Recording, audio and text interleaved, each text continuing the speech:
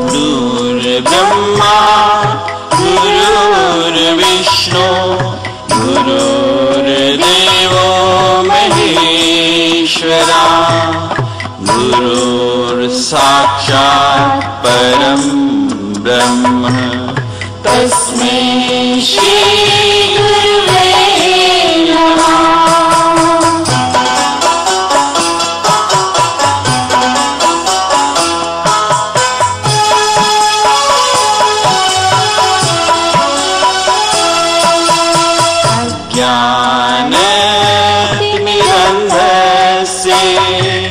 ज्ञानञ्जनशलाकया चक्षुरुन्मीलितं येन तस्मै श्री गुरुवे नमः।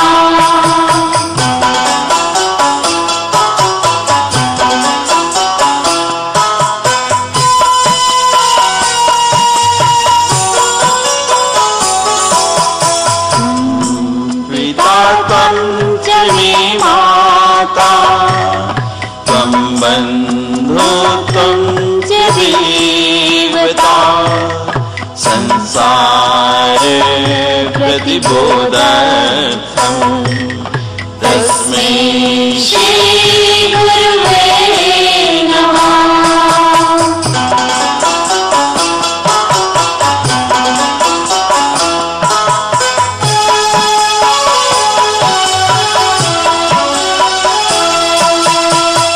सत्यं जगत्सत्यं यत्प्रकाशेन भाति यदानन्देन नन्दन्ति तस्मै श्री गुरुवे नमः।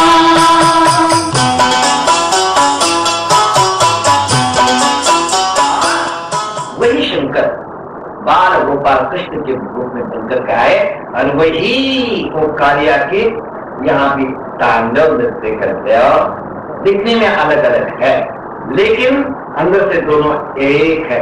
जिस समय जैसा कार्य करते हैं उसी प्रकार का रूप धारण करके वो कार्य करते हैं। तो आज उसका उद्धार करना है। जिस प्रकार सरस्वती का उद्धार किया था उसी प्रकार कालिया का उद्धार करने के लिए वो वह वो तांडव नृत्य उनके फल पर करते जा रहे। करते करते करते सांप की जो नशे थी वो धीरे धीरे होती और वो बुरे के जैसा हो गया। अब भगवान को क्षमा करते क्षमा करते कहते यहाँ क्षमा है। जमुना भक्ति है ना, भक्ति में कालिया का नाम क्या है? तो कालिया इंद्रिया है। जितनी भी अपनी इंद्रिया कितनी है? 11 पंच ज्ञानेन्द्रिया, पंच कर्मेंद्रिया और 11वां मन। यही वो कालिया की सांप की फन है। और वह यदि भक्ति रूपी जमुना के अंदर यदि आ जाता है गड़बड़। भक्ति करते करते करते यदि आडंबर आ जाए तो वह भक्ति विषमय बन जाती है। और आज आपका नहीं सब कुछ, लेकिन दिखावे की भक्ति इतनी होगी। अरे राम राम राम राम, इसका पारा नहीं। घर के अंदर साथ भी भक्ति कर लीजिए, वो मुखी के अंदर माला है, बहुत अच्छे नमस्कार करते हैं। लेकिन इंडियन साथ बड़ी खतरनाक होती है, सुना है। अच्छी बात है, खबर नहीं वो छोड़ के आगे बड़ी खतरनाक होती है। माला हाथ में ली और जो बहू है उसका अंदर बाहर का अंडा पिला उसका माँ का बाप का सारा सुगंध निकाल देती है और गालियां देती है। नाम चल रहा है, ये आडंबर है।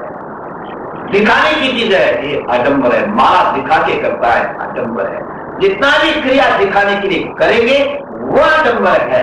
और भक्ति शास्त्र के अंदर एक करके यदि गिर चुका तो वो भोगी बन जाता है।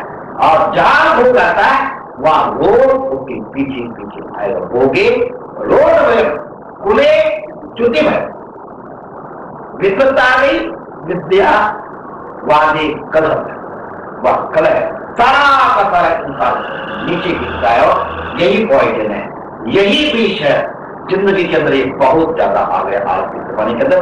सच्चा परमार्थ रहा नहीं, दिखावा ही दिखावा है। सत्संग हो रहा है लेकिन कोई बेचारे होते भाग्यवान जो भगवान के दृष्टि से आते हैं, सत्संग के दृष्टि से आते हैं। और बाकी कहते कि वो जाता है, मैंने जाना है, वहां हंगे गाड़ के अंदर बहुत सत्संग होते हैं, तो चलो। लेकिन सारे शेर क्या कर जाता है कि वहां सारे शेर मार्केट वही आ जाती, वहां का भाव वही आ जाता है, सारी चीजें वही होती है, सत्संग का निमित्त है। लेकिन ये सारा आया है, इसलिए ये भक्ति रूपी जमुना आज भारतवर्ष के अंदर बह तो रही है। बहुत दिख रही है। पहले जमाने के अंदर इतने सत्संग थे ही नहीं, किसी को पता ही नहीं सत्संग क्या है, महात्मा क्या है। लेकिन आज इतने सत्संग हो गए, नहीं हर गली के अंदर सत्संग हुए। हमारे जैसे थोड़े से पढ़ लेते हैं, अपने आतिथ्य उठाते हैं कि मारो भागवत सुनो, हमरो कुछ ना ज्ञान है न विद्या है। दो चार कहानियां पढ़ ली हमने और भागवत सुनो सुनो सुनो, कौन सुनता है? जहां वैराग्य है, मुमुक्षुत्व है, वहां यदि भागवत होगी तो तरस जाएगी और कार्य ना के लिए आएगा, नहीं करेगा, नहीं करेगा, पॉइजन हो जाएगा, सारे नष्ट हो जाएंगे। वही बात कार्य नाग रूपी ये नदी है, जमुना रूपी नदी, भक्ति रूपी नदी, और इंद्र रूपी नाग जाने से सारा बीच हो गया और सारे समाप्त हो गए। भगवान ने कार्य को ऊपर उठाया। तो अब तक सारे जितने भी राक्षस थे किसको मारा, बचपन से अभी तक सबकी कहानी नहीं बताई गई, बहुत है उसके अंदर। थोड़ा सा ग्रामम गच्छम चलते चलते थोड़ा सा स्पष्ट किया है, कथा नहीं। तो सारे राक्षस को भगवान ने मारा, परलोक में भेजा, लेकिन ये जो कालिया है इसको मारा नहीं। इंद्रियों को समाप्त नहीं करना, शरीर को गलाना नहीं, तोड़ना नहीं। कुछ समय के बीच काल में एक ऐसी चीज चली कि और 40 दिन उपवास रखो, 3 महीने उपवास रखो, साल भर रखो, आडंबर आ गया। जो खाली खाना पीना छोड़ेगा भूख तो लगेगी, भूख मर भी गई तो रोग लगेगा, परमात्मा का चिंतन नहीं होगा, भगवान में जाएगा, जड़ में जाएगा, परमात्मा के तरफ नहीं जाएगा। इसलिए गीता कहते हैं कि ज्यादा व्रत ज्यादा उपवास ये तमोगुण, या जहां तमोगुण है वह पाप है। इसलिए ज्यादा व्रत भी नहीं करो, ज्यादा उपवास भी नहीं करो, भगवान का चिंतन करो, नाम लो और शरीर को स्वस्थ रहेंगे तो भगवान से अनुराग होगा, आप आगे बढ़ेगा। जब समझ तो गए हो, नहीं तो महाराज जी कहते उपवास करना चाहते नहीं, उपवास करो, प्रदोष करो, गड़बड़ देगी ना। जय राधा रमन की द्वारकाधीश। कभी कभी गड़बड़ सही जाते हो, योग्य साधक को बोलना चाहिए, रोज में ये बातें बोलनी ही नहीं चाहिए। तो चलो, तो वो जो इंद्रिय ना कार्य जिसको भगवान ने मारा नहीं, तो शरीर की बताया था मैं, शरीर को मारना भी, तोड़ना भी नहीं, पीटना भी नहीं, और उसको सुखाना भी नहीं, उसको ठीक ढंग से खिलाना है। ज्यादा खिला करके ये भी नहीं करना और कम खिला करके पतला भी देकर दिलाए, जो भी हो जाएगा बीच में। आजकल की आप क्या बताओ, आजकल की देविया लड़कियां मतलब वो चाहते हैं वो करते और भूल हो जाए। अरे इसमें क्या होगा, जितना कमजोर भी नहीं बताओ, भगवान का भजन भी हो गया, 2-3 घंटे वो बैठ नहीं सकती, सेवा नहीं कर सकती। इसलिए शरीर को स्वस्थ रखो, ज्यादा भी गड़बड़ नहीं करो, आप परमात्मा की सेवा करो। तो भगवान ने जिसको मारा नहीं उसके बाद आप ये जमुना छोड़कर चले जाओ, भगवान आपकी आज्ञा है, आपने बड़ी महंगी कृपा की, छोड़ के जाने के लिए आप बोल तो रहे हैं, लेकिन मुझे गरुड़ का डर है। गरुड़ ने कहा कि कहीं भी दिखेगा तो मार के खा जाऊंगा, लेकिन एक रमण द्वीप है, वहां गरुड़ जाते नहीं, इसलिए ये जमुना में वो आते नहीं। यहाँ पे श्राप था उनको, इसलिए मैं जमुना के तह में यहाँ रहता था, गरुड़ आते नहीं थे, इसलिए मैं जिंदा हूँ भगवान, अब मैं कहाँ जाऊँ, आप वही बताओ। कहते आप डरना नहीं, मैं आपके सर पर नाचा, तांडव नृत्य किया है, मेरे जो चरण है वो यहाँ अंकित हो गए, वो आएगा नहीं आएगा नहीं आएगा। तो खुशी होगी कि आप गरुड़ आकर के मुझे खाएगा नहीं, लेकिन मगर प्रभु का कहते रमण द्वीप के अंदर वहां तुम्हें खुशियां मिलेगी, जीवन सुधरेगा। रमण द्वीप क्या है? सत्संग। कथय सत्संगति चिन्ह करो कि पुरुषा, अरे सत्संगति पुरुष को क्या नहीं बनाती है? परमात्मा बनाती है, महान बना देती है। कैसा भी गया देता हो, सत्संग के अंदर जाएगा तो महान बन जाएगा। वाल्मीकि कितना अच्छा, थोड़ी देर सत्संगी मिली, महान बन गया। मां सीता मारो काटो पीटो इसी के अंदर थे, और भगवान ने रमण द्वीप अंदर भेजी, वाल्मीकि आश्रम में भेजी। अरे सीता इतनी को नहीं भेजाओ, या कई लोगों को भेजा है रमण द्वीप के अंदर। सत्संग में जाने के बाद निश्चित है अमृत मिलता है, परमात्मा तत्व मिलता है, शांति मिलती है, कोई संदेह नहीं। तो भगवान ने कहा जाओ रमण द्वीप के अंदर जाओ, तो मणिराम को हमेशा भगवान के पास सत्संग में भेजो, हमेशा सत्संग करते रहना, सत्संग करते रहना। अविद्या आपके पास कभी भी नहीं आएगी, भगवान आपके साथ करेंगे। ये जो जीवन है भ्रष्टाश्रम, यह भी सत्यम शिवम सुंदरम बनेगा, इसमें कोई संदेह नहीं। अब भगवान वहां से गोकुल में गए, गोकुलवासियों को आनंद मिला, इसमें कोई संदेह नहीं।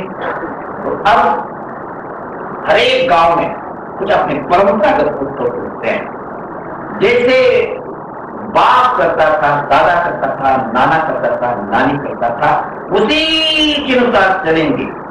क्यों करते थे, क्या लाभ है, किसके लिए करते हैं, कोई पता नहीं होता। कहते हैं रूढ़ी, रूढ़ी जिसको कहते पता है, ये कहानी बता देता हूँ, कोई बात नहीं, तुम लोग कभी। तो एक राजा था, राज दरबार भी थी, रानी भी थी, रानियां भी थी, सब था। एक दिन प्रधानमंत्री रनिवास में रानी साहबा को, बड़ी मां साहब को मिलने के लिए गए, तो बड़ी साहब रो रही थी। तो वो जो रोने लगी, तो जो रानियां थी बहुत सारा रो रही थी। प्रधानमंत्री जब रोने लग गया, छोटी छोटी रानियां रो रही है, बड़ी मां भी रो रही है, बात क्या है, उसका दिल भी कोमल कर जाएगा, वो भी रोने लग गया। रोते रोते वो राज दरबार में, काउंसिल हॉल में आया। राजा का मंत्री के साथ प्यार बहुत ज्यादा था। जब देखा कि अरे हमारे प्रधानमंत्री रो रहे, राजा रोने लगे। जब राजा रो रहे तो छोटे छोटे मंत्री थे, वो भी रोने लगे।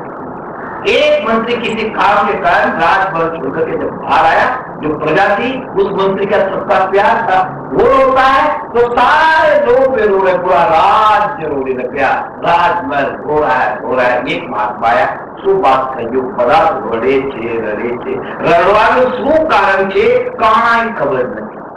महात्मा क्या कहेगा, पूछा कि भाई क्यों रो रहे, कहते आ रही थी, कहते वो रो रहे इसलिए भी रो रहा हूं, पूछते हो रहा है। पूछा क्यों क्यों क्यों, कोई उत्तर नहीं रहा।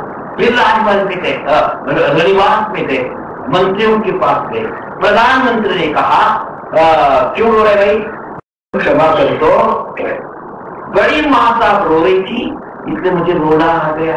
मां कहते चलो वहां का जो सारा रनिवास रो रहा है, तो देवी શા માટે રડો છે, તને ખબર નથી, બેન છે એટલા માટે રડું છું।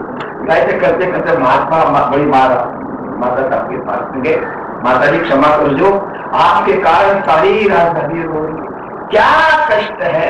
तब वो कहती कि बाबा जी क्या बताऊं, मेरी एक सहेली है, उसके बड़ा कष्ट आया। कहते कौन सहेली है, उसका कष्ट दूर करते थे, क्या कष्ट उसको है। कहते महाराज क्या बताऊं, वो धोबन है, रोज कपड़ा धोती है, तो अब अकेले घर में कोई है ही नहीं, जो भी कपड़े कहां से धोएगी वो, उसका एक प्यारा प्यारा गद्दा है, उस गधे पर सारा कपड़ा रखती है, गधा ले जाता है, कपड़े धोती गधे पर रख कर चिल्लाती है। वो उसका जो प्यारा प्यारा गधा था वह मर गया, इसलिए रो रही है। तो एक गधे के कारण सारी दुनिया रो रही है। गतार गति लोके न लोके महाशय का उसको कहते ऋणी। उसी प्रकार अपने यहाँ रूढ़ी के अनुसार साधनाएं बहुत चल पड़ी, क्या क्या पूजते पता लियो। तो उसी में ये रूढ़ी थी। नंद बाबा, नंदराज, उपनंद सारे के सारे इंद्र भगवान की पूजा हर साल करते थे। अब जो समय आया इंद्र की पूजा करने का, तो नंदराज बड़े राजा है, सब कुछ है, सारी सत्ता उनके हाथ में है, लेकिन कोई भी डिसीजन अपने मन से नहीं लेते हैं, सबका सुनते थे और फिर वो करते थे, ये उनका काम। तो अब आया है गोवर्धन पूजा का टाइम, सबको बुलाया, नंद उपनंद दूसरे जितने सामंत थे सबको बुलाया, सभा भरी भरी है। आज नंद बाबा बीच में बैठे हैं, आज कन्हैया भी साथ में आ गए, गोद में ले लिया और लेने के बाद फिर सभा का कार्यवाही शुरू हुई कि भाई हर साल का जो भी गोवर्धन का पूजन होता है वो समय आया, हम लोग भगवान की पूजा करते हैं, जिससे भगवान की कृपा हमारे ऊपर है। भगवान नहीं होते तो क्या होता है क्या नहीं, कुछ भी पता नहीं। उनकी कृपा से सारा का सारा विघ्न आते हैं, नष्ट होते जाते हैं, इसलिए उनकी पूजा हर साल की जैसे ठीक ढंग से करनी है। तो किसने किसने काम किया, कमेटी कमेटी कमेटी आज तो गड़बड़ हो गई, अनुस काम को गवर्नमेंट को नहीं करना होता है ना, तो कमेटियां बनाती है कि कमेटी बैठा गई, 6 महीने हो गया, 6 महीने करते करते पब्लिक भूल जाती है और काम चल पड़ता है। लेकिन उस समय ऐसा नहीं था, सब कुछ कमेटी काम करती है। कमेटी को निश्चित किया कि भाई किसने कहा क्या काम करना है, क्या नहीं बताया गया, सब कन्हैया छोटे। अब वो नंद बाबा को कहते बाबा ये क्या हो रहा है, कहते कन्हैया हम हर पूजा करते हैं। बाबा किस चीज की पूजा करते हैं, कहते इंद्र भगवान की। कन्हैया हंस पड़े, बाबा बड़ी विचित्र की है, इंद्र कहाँ रहता है, कन्हैया देखा नहीं, कहते नहीं, कहते आपके बाप पिताजी ने, कहते उन्होंने भी नहीं देखा, दादा कहते उन्होंने भी नहीं, परदादा कहते उन्होंने भी देखा, कहते लक्कड़ दादा कहते उन्होंने भी देखा, कहते बाबा कहते चीज है, जिस चीज को देखा नहीं, सुना नहीं, समझा नहीं और उसकी पूजा करने से क्या फल मिलेगा बाबा। हम चलते हैं जमीन पर, इंद्र रहता है आकाश में, स्वर्ग पर। जो इंसान जमीन पर चलेगा और आकाश पे देखेगा वो ठीक चलेगा। बाबा चलते समय कहाँ गड्ढा आ जाएगा, कहाँ पैर गिर जाएगा, कहाँ फिसल जाएगा और कहाँ चले जाएगा कुछ भी पता नहीं। उसी प्रकार जो साधना करनी है, जो व्रत करना है, जो उपवास करना है, उसी के बारे में पता नहीं कैसे पहुंच पाओ। एक आदमी था जंगल में रहने, उसको देखा ही नहीं, किसी के साथ वो आ गया, जिसके यहाँ वो बहुत बड़ा जमींदार, हाथी घोड़े ऊंट सब देखा, उसने घोड़ा कभी देखा ही नहीं। एक दिन दूसरे लोगों के साथ में एक घोड़े पर बैठा, वो जब मैंने वाटर थे नहीं, नदी पर सारे जानवर को ले जाते थे पानी पिलाने, वो घोड़े पर बैठा, उसको पानी पिलाने के लिए वो नदी पर जा रहा है, तो घोड़ा पानी बड़ा चलाक है, मेरे ऊपर जो बैठा है वह चलाने लायक है कि नहीं, कभी घोड़े पर बैठा है कि नहीं, पहचान लेता है। अन्यथा बैठने वाला नहीं, घोड़ा चलाने वाला नहीं हो, ऐसी का पीठ ये करता है, नीचे गिरा देता है। ये तो श्रीमान से कभी घोड़ा उसे देखा नहीं, उसे पीठ मारी, वो नीचे गिरा और हाथ में लगा मैं वो रह गई और घोड़ा भाग गया। भागने के बाद जिसके घर ठहरा था उस मालिक का भी नाम का पता नहीं, उसका घर से इधर कैसा आया उस रास्ते का भी पता नहीं, आज जिस पर बैठा था उसको क्या बोलते उसका भी पता नहीं। अब कैसा बोलते था वो, अब जो भी राह गिर जाता है उसको बोलते आजी आजी आप जरा सुनो, कहते क्या हो गया, मैं जहां ठहरा था उसको जाकर के बोल देना, इसमें जो था वो चला गया। उसी प्रकार हमारा बाबा हो रहा है। जिस भगवान की उपासना करनी है वो भगवान का स्वरूप भी पता नहीं, नाम भी पता नहीं, क्या रहता है वो भी पता नहीं, और ये गतानुगतिक लोके न लोके पार्वती का ये जो गोवर्धन इंद्र का पूजन आप करते हैं उसका फल कैसा मिलेगा। और कन्हैया ने जब बात कही, नंद बाबा बड़े पकड़ा बांध के बैठे हैं, उनका तो आएगा, छोटे जब ज्यादा बोले लग जाते हैं तो 200 बार को बहुत कष्ट होता है, वो तो डांट से देता है, डांटो नहीं आगे सुनते चार आप समय पूरा करेंगे, ठीक 4 बजे जाना, प्यार से भगवान उनकी लीला का जैसा वर्णन करेंगे और फिर आप अपने अपने स्थान पर जाना, फलाह लेना, परमात्मा का चिंतन करना और अगला काम करना। ओम शांति शांति शांति। ओम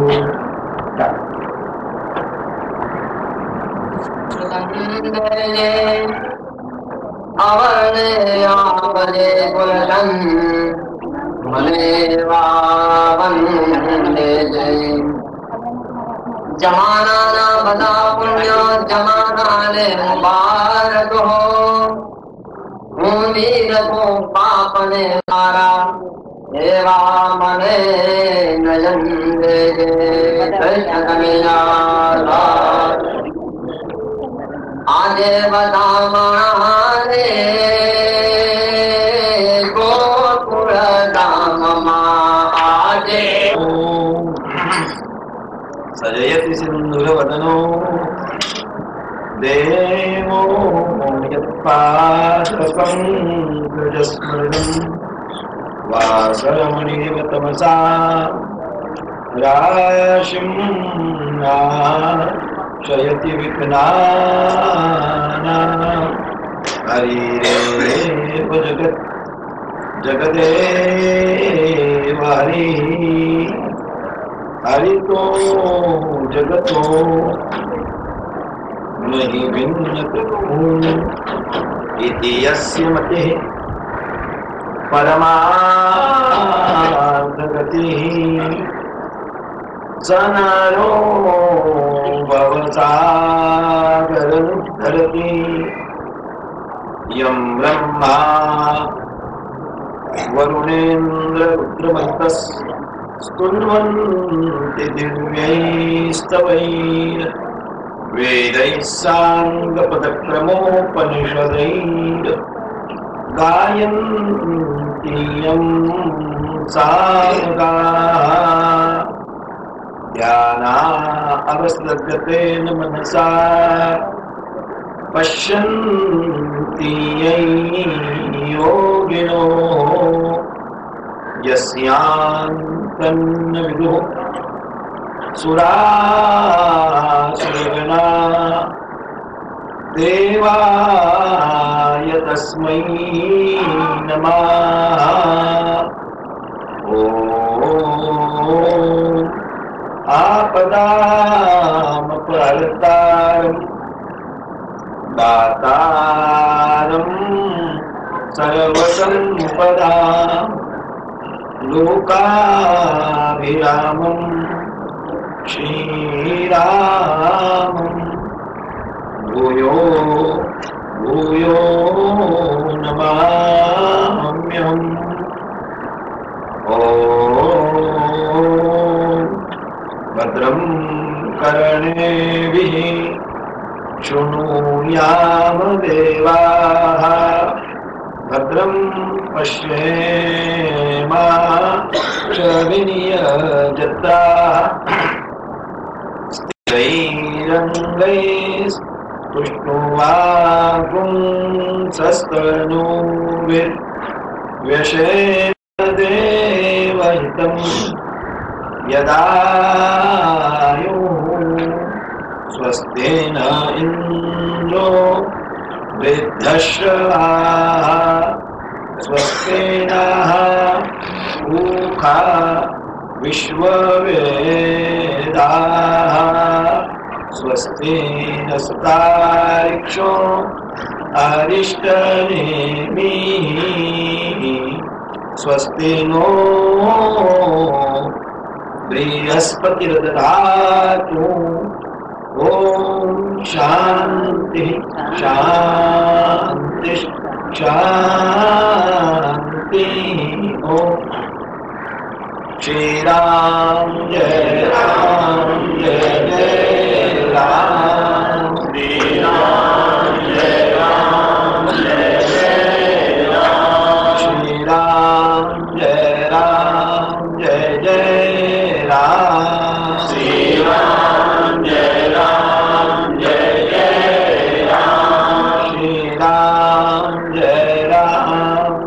जय राम श्री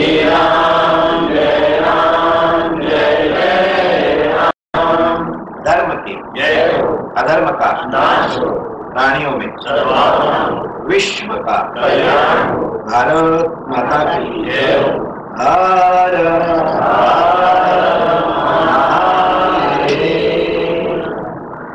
हम लोग परात्पर आनंद श्री कृष्ण चंद्र परमात्मा उनकी वाङ्मय मूर्ति श्रीमद् भागवत उसी का श्रवण मनन कर रहे हैं। श्रीमद् भागवत के अंदर जो दशम स्कंद है ये भगवान का जो है बहुत पवित्र है, इसमें कोई संदेह नहीं। प्रातः काल का अपने विषय था। नंदराज, नंद बाबा, उपनंद, सारे वहां के ब्रजमंडल के लोग सारे इकट्ठे हैं और जो इंद्र का पूजन होता है उसके बारे में काम बांट रहे हैं, सब कर रहे हैं। बाद में भगवान कन्हैया उनके गोद के अंदर बैठे हैं, बाबा को पूछते जा रहे हैं।